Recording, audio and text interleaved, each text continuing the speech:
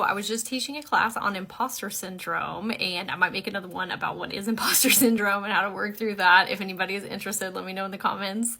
But I was talking about how a lot of imposter syndrome is people having problems with receiving, like being in receiving mode. And I have been there myself.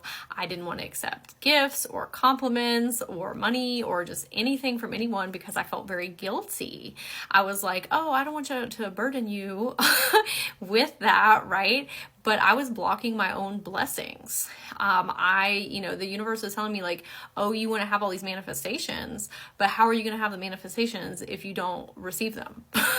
And so I had to make a commitment to myself and say, and you use your discernment, but anytime somebody wants to give me something, like I'm going to receive that, and I'm not going to receive it here in my mindscape.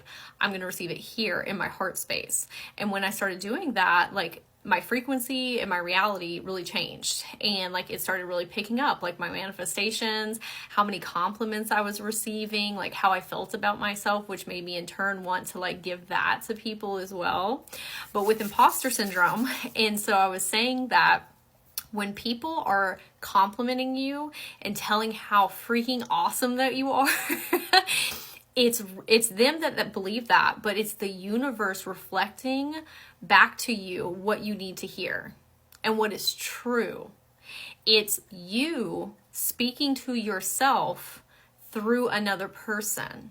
So if you are not receiving that, what do you think that that's doing to your internal state? So let's say that a friend of mine is saying like, hey, Brittany, you did a great job on that project, right? That person is saying that and they feel that, but it's a reflection of how I'm doing through them back to me. The universe works like an algorithm. The more like what you ask of the universe and what you put out there is more of what you'll get back. So if you say like, thank you so much, like I did put a lot of work into that, and like I did do a good job, and I'm receiving that in my heart space, it will bring you more of that. And so it's really important to be in the receiving mode to help you grow through imposter syndrome.